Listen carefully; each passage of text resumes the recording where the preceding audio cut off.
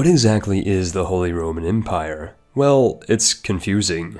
Neither holy, nor Roman, nor even an empire, the HRE in EU4 is one of the more complicated and advanced regions to play in. My name is AlzaboHD, and join me in the following video where we look at the top 10 eligible princes, and I don't mean bachelors. These nations are powerful and well situated to becoming Holy Roman Emperor, featuring fantastic national ideas, unique playstyles, and an overall fun campaign for those of you interested in playing in the geopolitical vomit that is medieval Germany. Go ahead and grab your Lederhosen and defenestrate your neighbor. It's time to get started with number 10. Starting off the list at number 10 is a nation that might be the most Roman on the list, Florence.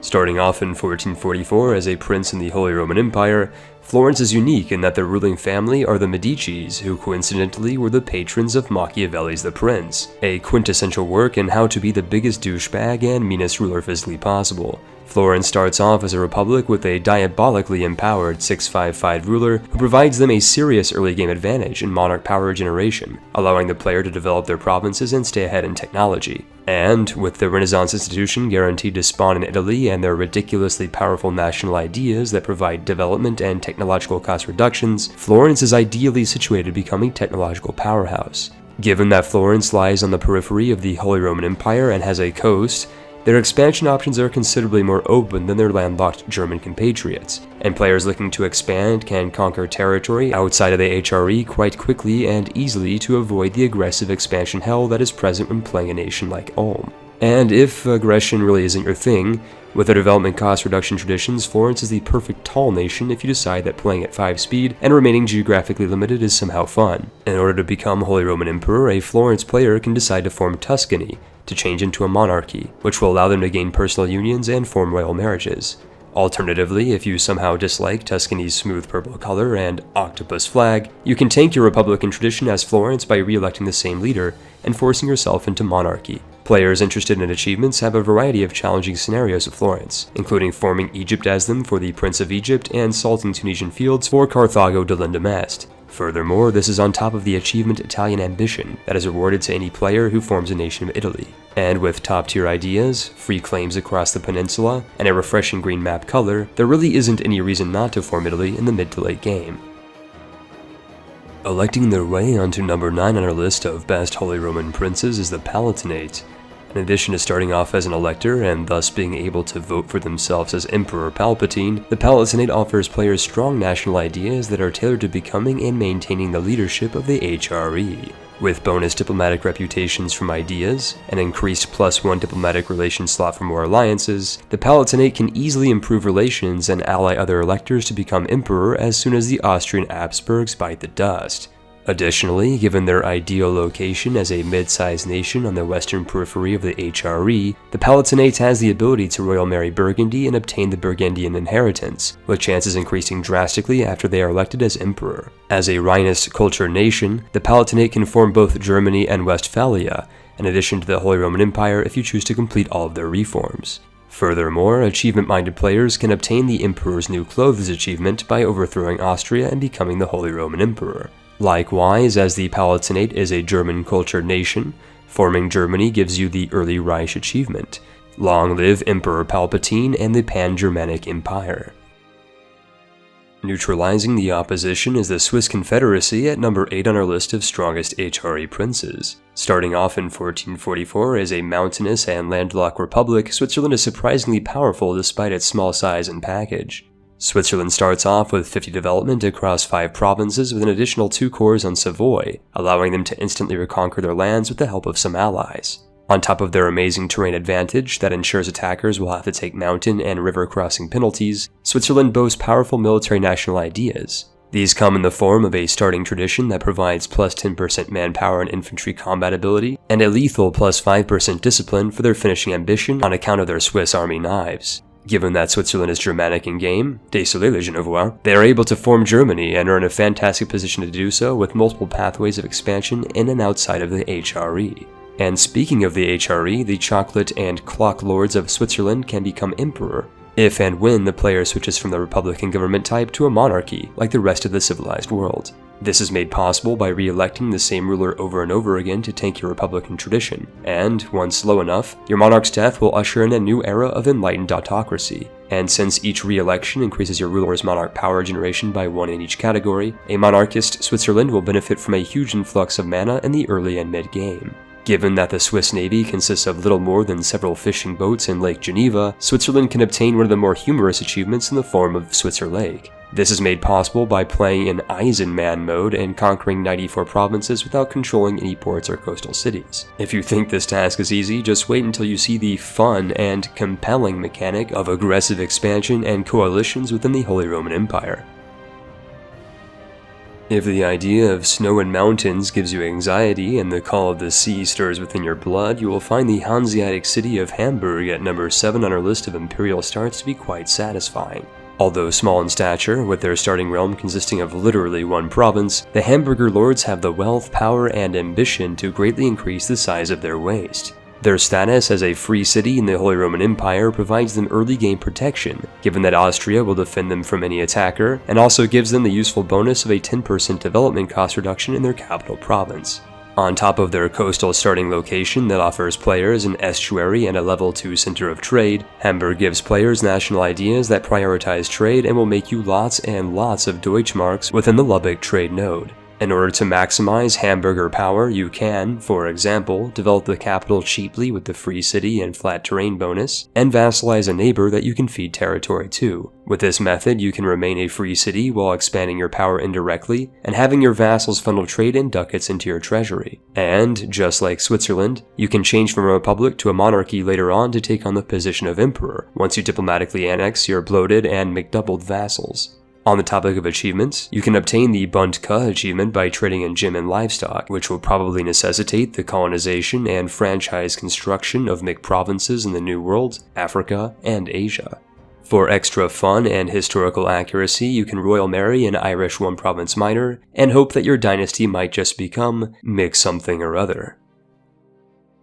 If you're in the market for a mid-sized nation that specializes in strange accents and can quite literally vote for themselves in the imperial diet, Saxony at number 6 on our list will appeal to you. Boasting a well-balanced idea set that juggles diplomatic, military, and economic bonuses, Saxony is in many ways a jack-of-all-trades and well-positioned to ascend the imperial throne. Neighboring the throneless and leaderless Bohemia, a Saxon player can restart their campaign until they are able to royal marry them, with the goal of having a member of your dynasty to take their throne on the conclusion of their interregnum.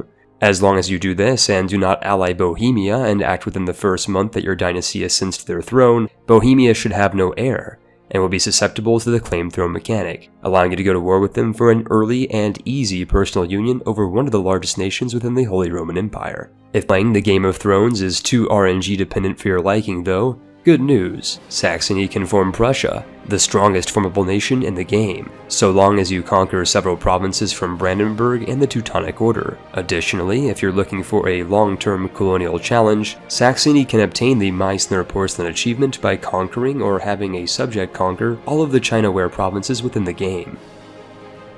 Striking, entering, and breaking everything is Savoie at number 5 on our list of strongest imperial states. Or at least that's the French acronym of their FERT royal motto, which is Frapper entre la paix tue.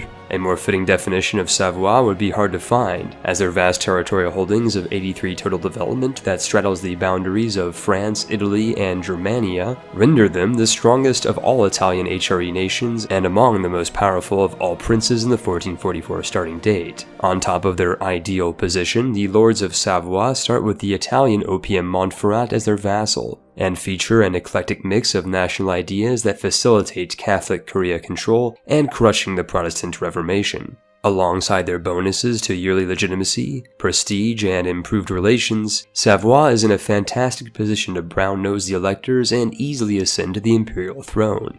And, with Burgundy as a neighbor, a player who is favored by RNG Jesus can royal marry them and pray with their Shroud of Turin that their Burgundian inheritance fires and offers the House of Savoie all of the Low Countries in one fell swoop. Speaking of royal marriages, Savoie also borders the heirless nation of Milan, and if you restart until they are friendly or at least neutral, you can marry them and potentially score a personal union over them either through luck or through a claim throne war. Savoy's position also benefits from the likely excommunication of Provence, allowing a Savoy player to declare war without a CB against them and suffer significantly less aggressive expansion from capturing Marseille and their other coastal provinces of the Genoa trade node. As if a near-guaranteed PU over Milan, annexation over Provence, and a potential Burgundian inheritance wasn't already over the top, Savoy offers the player the unusual option of being able to form 3 separate nations, which include the Holy Roman Empire, Italy, and the silly toothpaste nation of Sardinia-Piedmont. If you are fond of Iron Man campaigns, you can gain the Emperor's New Clothes achievement by becoming Emperor, so long as you can snag the title before the Shadow Kingdom event fires, or if you are aggressive enough to be able to prevent it yourself. Likewise, you can gain the Italian Ambition achievement by forming the Kingdom of Italy. No matter which direction you expand into, and regardless of which nation you form, if any, Savoy is a strong choice, and offers players a fun and easy campaign.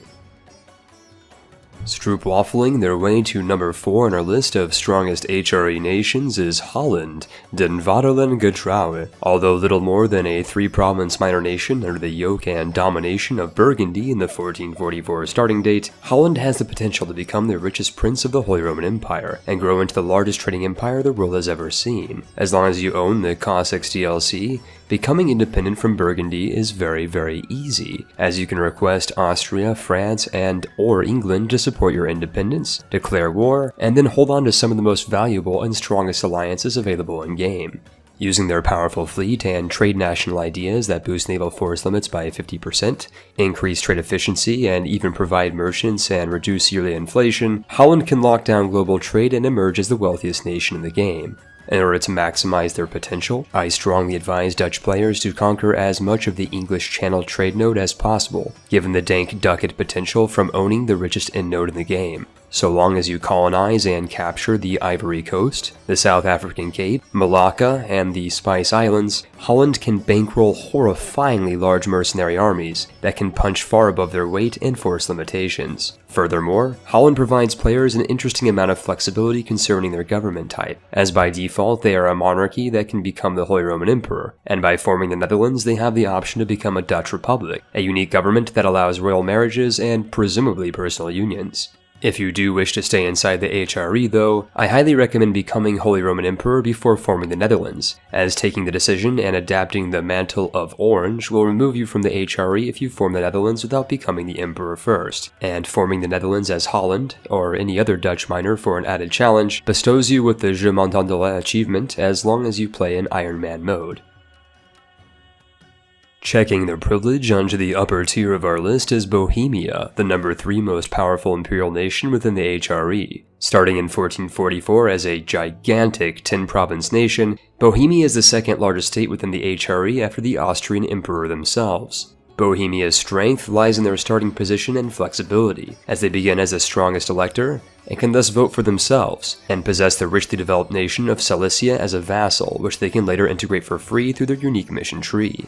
And, on the subject of their flexibility, they are one of the only playable nations where you can actually choose your own dynasty, as Bohemia starts in a leaderless interregnum. That is to say that the highest developed nation that you royal marry, be it the French de Valois or even the Austrian von Habsburg, will ascend to your throne within several years of the game's start. This allows for some incredible personal union hijinks, as you can claim the throne of any nation unfortunate enough to royal marry you after they are heirless or have an heir with a weak claim. If you're feeling frisky though, and favor historical accuracy over PU safe scumming, you can opt instead to allow a Piast dynasty ruler to ascend the throne that has some pretty fantastic stats. No matter which dynasty you check out though, Bohemia's unique mission tree and events offer up free claims on provinces and even the ability to speed up the Protestant Reformation by embracing the Hussites. Furthermore, Bohemia's large girth provides a plus 25 opinion modifier to all electors when they consider them as an emperor, easily allowing you to bypass the other princes so long as you can increase relations with and ally the other electors, so that the Qin dynasty loses out on the next re-election.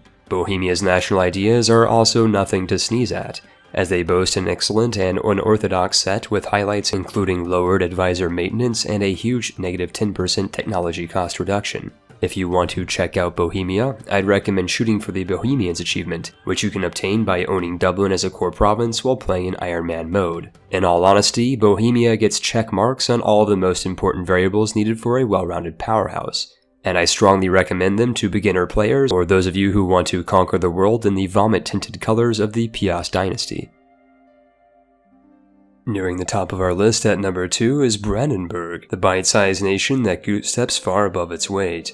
Old Brandy and the House of Hohenzollern are a deceptively powerful elector within the Holy Roman Empire, and despite their small starting size of 6 provinces, have the best military national ideas in the game in the form of their Prussian ideas. For some context, this includes a whopping plus 20% army morale, plus 20% infantry combat ability, plus 20% national manpower modifier, and a plus 5% army discipline modifier on top of their yearly army tradition bonuses and decreased aggressive expansion modifiers. And you'll certainly need all the help you can get with aggressive expansion reduction, as Brandenburg begins in 1444 sandwiched between other HRE members and will invoke the ire of Austria and neighbors if expansion and coalitions are not managed properly. Although far from a beginner nation, a Brandenburg player that is able to balance conquest with diplomacy and is able to expand eastwards into Teutonic land can form the most powerful nation in the game, Prussia. While most states have an army, the Prussian army owns the state, and offers a unique militarization mechanic that can supercharge your army's combat effectiveness and increase your discipline the more centralized and developed your nation is. For this reason, Brandenburg and Prussia benefit from a tall playstyle, as militarization decreases proportionally with the amount of provinces you own. However, with client states, personal unions, vassals, and other subject states to lord over, Brandenburg and Prussia can maintain their militarization while expanding, and as Brandenburg starts as an elector, becoming the Holy Roman Emperor is easily obtainable. On the subject of personal unions, Brandenburg's heir is actually the ruler of Ansbach, and if Ansbach's ruler dies heirless or if your heir ascends to the throne, you can get a quick and easy personal union over them automatically, to say nothing about your neighbor Bohemia, who is ripe for a personal union on account of their starting interregnum. If you're a skilled or intermediate player looking for a fun and challenging campaign, Brandenburg into Prussia certainly delivers. And with unique missions and Prussian Space Marines, you'll be goose-stepping and gooba-stomping upon any and all of the lesser nations unfortunate enough to border you. And speaking of goose-stepping, if you opt to play Brandenburg on Iron Man mode, you can obtain the A Fine Goose-Step achievement by attaining plus 125% army discipline. Ladies and gentlemen, we've reached the end of our list, and it brings me great disdain to proclaim the incumbent emperor of the Qin dynasty, Austria, the strongest HRE nation in all of EU4. If your idea of love consists of marrying your cousin and keeping to the family, the Austrian Habsburg dynasty is the medieval equivalent of rural Alabama, with rulers and kings that are known to history as so horrendously inbred, not even a commissioned painting can flatter their fugly mug.